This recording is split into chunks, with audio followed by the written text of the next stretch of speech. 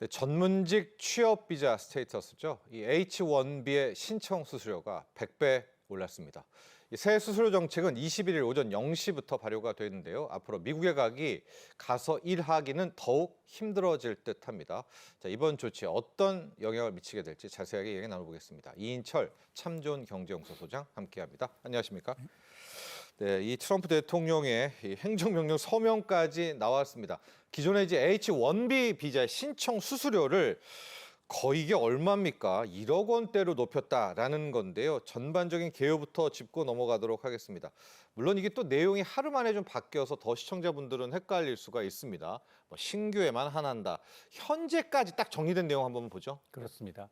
아마 이제 배를 타고 미국 뉴욕으로 향하시는 분들 가장 먼저 접하는 게 아마 자유의 여신상일 거예요. 네. 이민자의 나라를 상징합니다. 미국의 태생 자체가 청교도인의 이제 박해를 받은 이제 유럽의 청교도인들이 와서 맨 정착한 게 미국입니다. 그렇죠. 그래서 기독교 박해죠. 맞습니다. 네.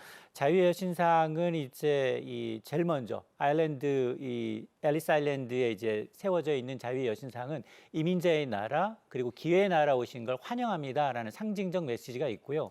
특히 지금 미국이 가장 부국 강국이 된 건 바로 IT 플랫폼 인공지능 분야에서 세계를 리드하고 있기 때문입니다. 그런데 그런 수장 모두 대부분이 이민자 출신입니다. 특히 엔비디아의 젠슨 황은 대만이고요. 그리고 일론 머스크의 경우는 남아공이죠. 여기다가 구글의 CEO 세르게이 브린 러시아, 네. 마이크로소프트의 사티아 나델라는 인도 출신입니다. 하물며 트럼프 대통령의 영부인 멜라니아 이제 트럼프 여사 역시 네. 슬로베니아 모델로 미국에 정착을 해서 시민권을 획득한 케이스입니다. 근데 더 이상 이런 이민자들의 성공 시대는 좀 어려워질 것으로 보이는데요. 지난 19일이었습니다. 트럼프 대통령이 전문직 H-1B 비자의 발급 수수료를 종전 $1,000에서 네. 이른바 10만 달러. 맞는 거죠, 1억. 1억 4천만 원입니다. 네. 1억 4천만 원을 인상하겠다라는 포고문에 서명을 했고요. 아주 친절하게 하워드 러트닉 상무장관은 네. 보조 설명을 곁들였습니다.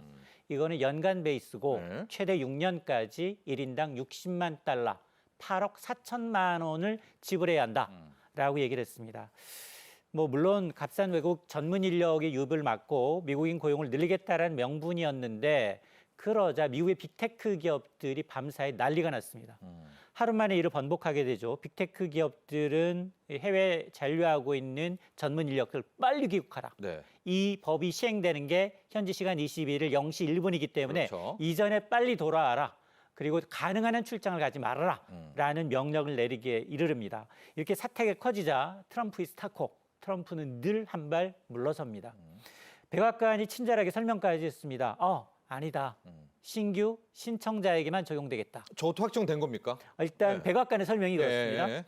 그래서 기존 이제 비자 소비자라든가 갱신 신청자의 경우에는 적용이 안 된다라는 갱신은 안 된다. 그래서 일회용이다라고 이제 설명을 하고 있습니다. 그럼에도 불구하고 기업들과 이민자들은 여전히 불안합니다. 네. 오락가락하는 게 뭐 순식간에 바뀔 수 있기 때문에 이게 확실해질 때까지는 출장 자제령이 지금 내려져 있는 상황입니다.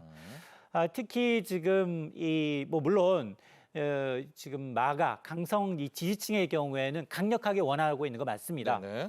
이런 외국인 노동자들이 줄어들면서 미국인의 일자리를 지켜야 한다라는 이제 당위성을 얘기하고 있지만 그런 한켠에서는 미국의 성장가들을 날려왔던 AI 부분, IT 부분 아마 실리콘밸리에 가보면 2명 중 1명은 외국인 이민자들입니다. 네. 전문직이 오지 않는다면 인재 유치에 타격을 입을 것이다라는 이제 반론도 만만치 않고 일부의 경우에는 법원 제소 가능성까지 제기가 되고 있는 상황입니다. 네. 자, 현재까지 정리된 상황 다시 말씀드리면은요. 이제 수수료는 이제 10만 달러가 넘는 이제 1억 4천만 원은 맞지만요. 연간 베이스가 아니라 딸 때 한 번인 거고 신규 그러니까 기존에 받았던 H-1B 비자를 받았던 분들은 이 1억 넘는 돈을 낼 필요는 없다.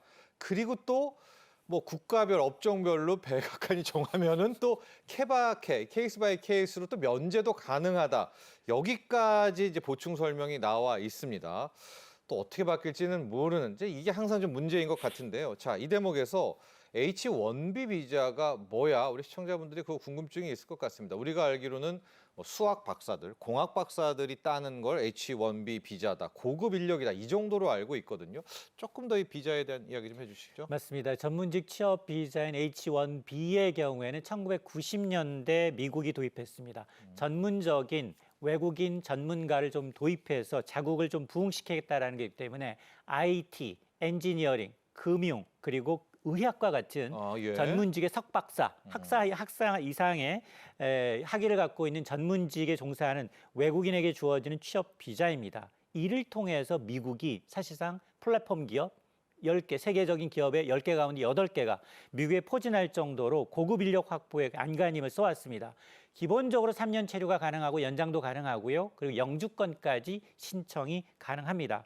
그래서 전문직이라면 미국에 가서 가족과 함께 일도 할 수 있는 워킹 비자의 개념도 되기 때문에 거주할 수 있어서 아메리칸 드림의 어떤 지름길로 여겨져 왔습니다. 근데 말씀하셨던 것처럼 매년 할당 쿼터가 정해져 있습니다. 예. 8만 5천 개로 정해져 있지만 신청자는 70만 명이 넘는 것으로 정해져서 이게 정말 바늘구멍이구나. 지난해까지만 하더라도 갱신까지 합치게 되면 약 40만 건이 이제 발급이 됐다고 하는데요. 국적별로 보게 되면 지난해 기준 인도가 압도적으로 많습니다. 예. 70%가 넘고요. 예. 중국도 한 11%를 넘게 차지하고 있습니다. 지난해 한국의 쿼터, 한국은 이 지금 한 4천 명 내외로 3,983명 이 이제 발급받은 것으로 알려져서 전체의 한 1% 수준이지만 국적별로 보게 되면 5위에 해당합니다. 근데 수년째 우리나라의 경우에는 전문직 비자 한 2천 명 내외에 그치고 있어서 정말 미국의 저 숙련된 이제 인력 수요가 여전하지만 그러나 이 쿼터제에 막혀서 치열한 경쟁 속에 한국인의 비자 취득은 여전히 쉽지 않은 상황입니다. 자, 그런데요. 왜 이 H-1B 비자의 수수료를 무려 100배, 10만 달러로 올렸을까? 그 배경은 궁금합니다. 왜냐면요, 소장님, 지금 트럼프 대통령이 계속해서 양질의 인력만 들어와라라고 하지 않았습니까? 근데 H-1B 비자는 양질의 인력이잖아요.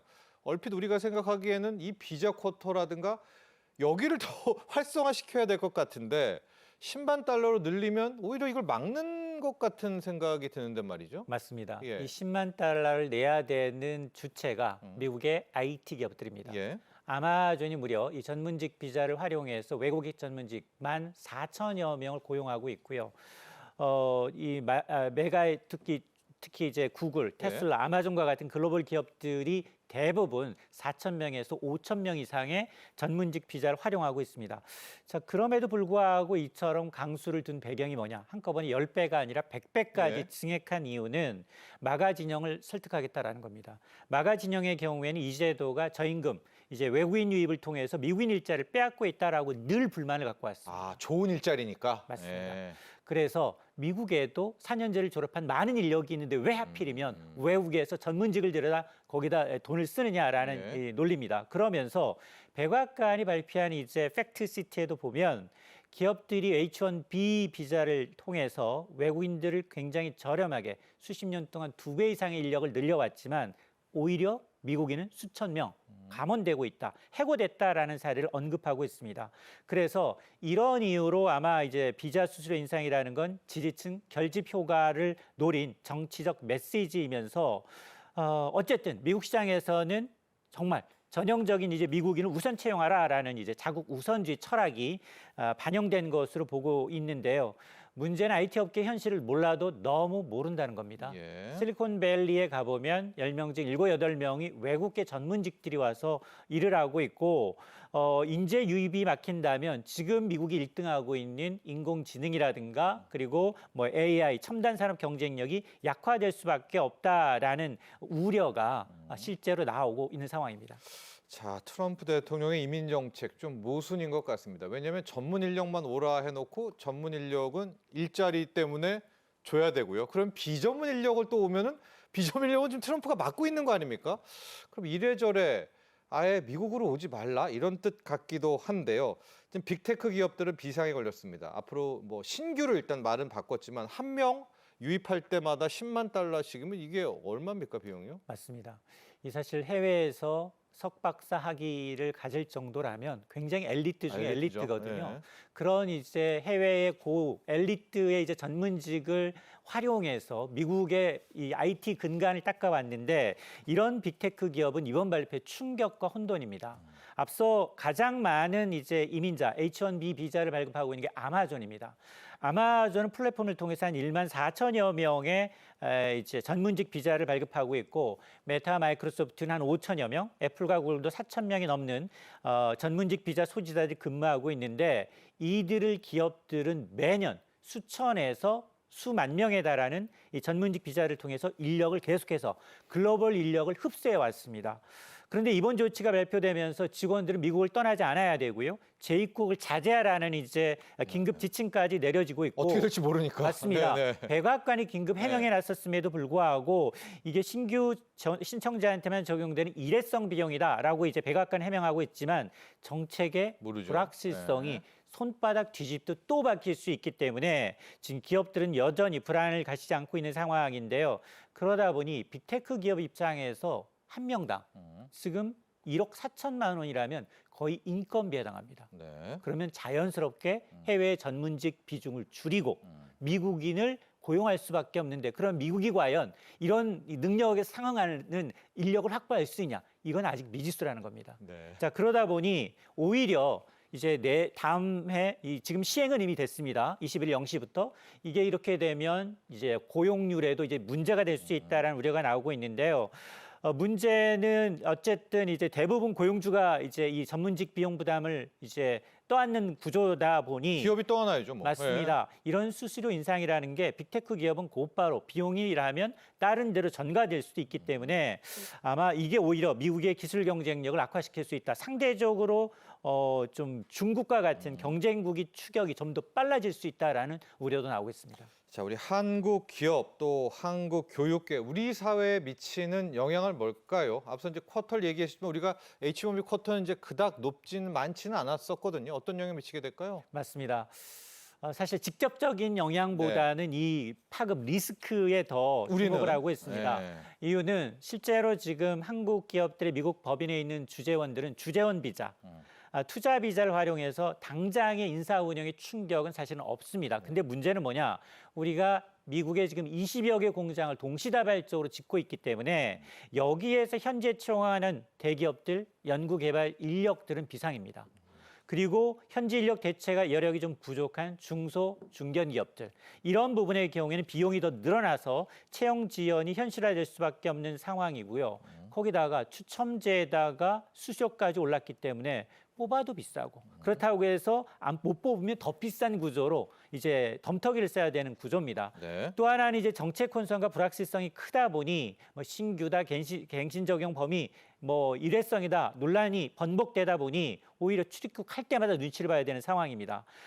특히 이제 외교 정책 면에서 변수가 더 큰데요. 우리는 조지아 사태를 이제 기반으로 해서 한국인 전용 비자 쿼터, 전문직 비자 쿼터를 좀 신설하거나 아니면 이제 이 E3와 같은 지금 뭐 FTA 체결 국가와 유사한 모델을 좀 도입하자라는 논의가 이루어져 왔는데 네. 어쨌든 트럼프 행정부의 큰 비자 프레임이 이제 굳혀졌기 때문에 가이드라인이 나왔기 때문에 상당히 우리로서는 조금 이 비자 전문 인력 비자역 점에서 협상력에서 상당히 좀 부정적인 영향을 받을 수밖에 없는 상황입니다. 이런 이야기를 하시는 분들도 있더라고요. 이제 되게 어려워진 거잖아요. 그런데 우리 인재들이 많이 있는데 막 나는 구글 가고 싶어, 나는 메타 가고 싶어 이런 분들이 오히려 국내 기업에 그냥 가게 되는 오히려 그러니까 인재 유출을 막는 효과 맞나요? 이거 좀 있을까요? 이 효과는 어떨까요? 맞습니다. 네. 일부에서는 네네. 우리가 이제 전문직 비자로 연평균 한 2천여 명 정도가 빠져나가거든요. 이게 석박사 인력이고요. AI, 인공지능, 컴퓨팅 뭐 대부분 굉장히 고급 인력들이거든요. H1B 비자는 고급입니다. 맞습니다. 네. 왜냐하면 네. 우리나라와 미국의 IT 기업들의 임금 격차가 상당히 심합니다. 복지도 다르고요. 네. 자, 그러다 보니 오히려 이렇게 지금 미국 내 어떤 이제 이 비자 수수료 인상으로 인해서 빅테크 기업들, 미국의 글로벌 빅테크 기업들이 해외 인력 유입이 잠시나마 급격히 줄어들 수밖에 없습니다. 그렇게 되면 오히려 우리는 지금 고급 인력 확보에 차질을 빚어왔었는데 자연스럽게 한국의 핵심 인재들이 국내에 남을 가능성이 더 커졌다라는 겁니다. 실제로 그동안 열악한 처우와 연구 환경 때문에 인재 유입보다는 유출이 더 커왔습니다.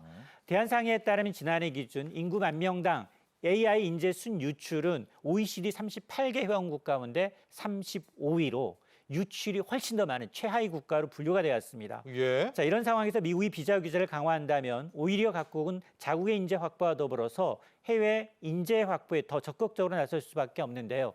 우리도 이 부분을 좀 주목할 필요가 있어 보입니다. 네, 자, 또 이와 함께 현재 우리 조지아주에서 정말 안타까운 또 우리 근로자들의 체포 구금 사태가 있었잖아요. 그래서 이제 한미 워킹 그룹을 통해 가지고 비자 쿼터 이런 문제를 하겠다라고 얘기했는데 우리가 지금 했던 거는 이제 H1 쪽은 아니고 이 B1 비자를 가지고 이런 좀 이 단기인데 장기로 좀 할 수 있고 이런저런 일도 할 수 있겠다. 요거를 노렸는데 B1 비자 쪽까지도 영향을 미치게 될까요? 좀 어떻게 될까요? 맞습니다. 어쨌든 조지아 사태를 이제 기반으로 해서 계기로 해서 우리가 이제 워킹 그룹을 해서 지금 말씀하셨던 것처럼 이제 B1 단기 상용 비자를 예, 어떻게 그걸 좀 활용하는 거죠, 우리는. 권한을 좀 늘릴 예, 것인가? 예. 또 하나는 맞아요. 이제 이 한미 FTA를 체결했던 이제 경험이 있기 때문에 우리가 이제 호주라든가 싱가포르, 칠레아처럼 한국인 전용 전문직 비자를 어떻게 신설할 것인가에 대한 논의가 좀 이루어질 것으로 기대를 해 왔습니다. 예. 그런데 미국이 어쨌든 이제 전문직 비자 수수를 100배 인상하면서 전략 수정이 좀 불가피한 측면이 있습니다.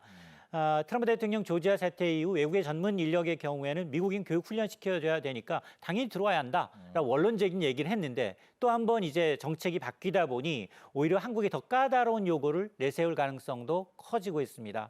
그러다 네. 보니 현재 미 의회에서는 지금 한국인의 이제 전문직 쿼터를 호주처럼 한국인의 한 15,000명 정도 한국인을 좀 포함하는 이른바 이제 E4 비자를 좀 전문직 쿼터를 확대하자라는 법안이 계류 중이지만 예. 그러나 지금 워싱턴 정가에 만연된 반이민 기류가 있고 여기다 입법 동력을 얻기가 쉽겠느냐 매년 돼 왔지만 이제 부결돼 왔던 사안이기 때문에 아마 계류는 돼 있지만 의회의 입법 탄력을 받을 만한 분위기는 아니어서 단순히 이번 사태가 어떤 단순한 비자 수수 인생 문제를 넘어서 한미 비자 협정과 향방, 우리 기업들의 미국 진출과 투자에도 큰 변수가 될 것으로 보입니다.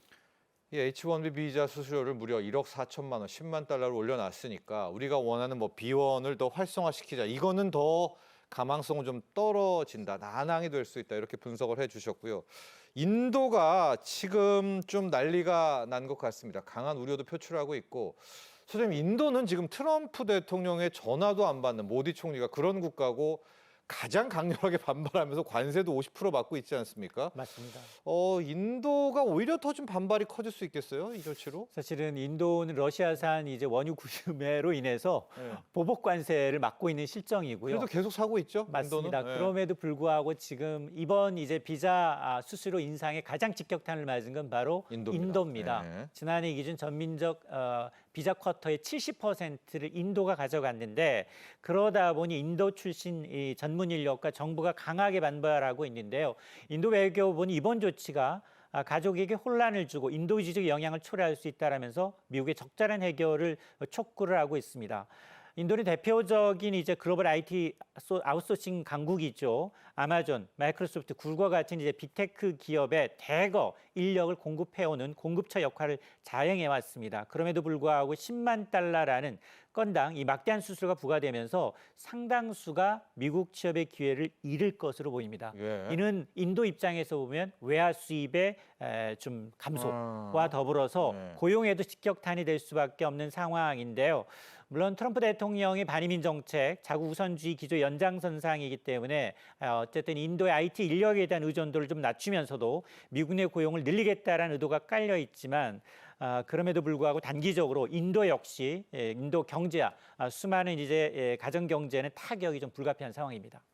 자, 소장님, 혹시 이제 이 방송 보시고 뭐 나는 그냥 관광 갈 거야, 이스타로 그냥 받아서 뭐 무비자로 갈 거야라고 생각을 그러니까 전자 여행이죠, 무비자 전자 갈 거라는 분도 계실 텐데 이스타는 안 건드리나요? 이거는 뭐 없습니까? 이스타도 2배 가량 오릅니다. 이스타 수수료도 오릅니까? 맞습니다. 네. 아마 전자여행 허가제도로 인터넷에 신청을 하면 24시간 이내 발급이 되는데 지금까지는 건당 21달러, 21달러였거든요. 근데 현지 시간 30일부터 이게 건당 40달러로 2배 가까이 오릅니다.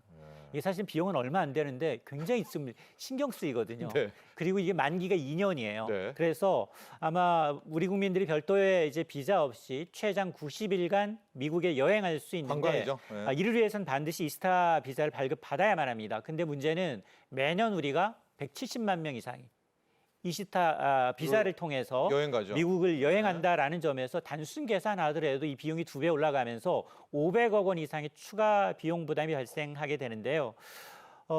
신청 후 기각되더라도 10달러는 환불되지 않아서 사실상 미국 정부의 수입으로 귀속될 것으로 보이는데 다만 이스타의 이 비자의 유효 기간이 2년입니다. 네네. 그래서 9월 말일이기 때문에 9월 30일 이전에 신청을 하면 기존 가격 그대로 이제 신청 21달러에. 이용이 가능합니다. 네.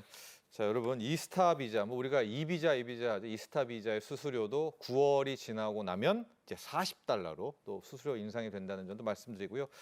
자, 정리를 좀 해보도록 하겠습니다. 저희가 이 조지아 사태 이후에 비자 쿼터 또 우리 한국인만의 비자 막 이렇게 좀 강하게 추진을 하고 있는데 약간 동상이몽 같은 생각도 듭니다. 왜냐하면 이제 트럼프 대통령과 트럼프 정부는 아예 반이민 쪽으로, 그렇죠? 외국인 노동자를 막는 쪽으로 가고 있는 것도 같거든요. 자, 앞으로 어떻게 풀어갈까요? 비자 협상은요? 지금 사실은 이제 트럼프 대통령 그리고 이제 백악관 그리고 이제 상무부 장관 네. 얘기가 조금 다르잖아요. 예. 조금 어떻게 결정이 될지 물론 시행은 됐습니다만 결정이 될지 좀 더 지켜봐야 되지만 그러나 우리는 이번 사태를 계기로 해서 우리가 이제 전문직 비자 당연히 미국의 기술을 가르쳐줘야 되고 공장을 건설하기 위해서는 전문직 비자가 필요하거든요. 네. 그러다 보니까 한 3가지 정도로 이제 우리가 협상의 대안으로 꼽을 수 있는데 첫 번째 단기적인 인력입니다. 단기적인 파견 인력의 비자 개선 제도인데요. 이번 조지아 사태에서 드러난 것처럼 한국 기업들은 단기 프로젝트 수행하면서 비연부자 이스타 비자를 이용했거든요. 네. 자, 그렇다면 이 B1 비자의 적용 범위를 명확하게 하고 전용 이제 단기 출장 비자를 좀 신설하면서 미국 측이 요구를 해야 한다라고 저는 보고 있고요. 네. 또 하나는 이제 두 번째는 전문 인력에 대한 쿼터 확대입니다.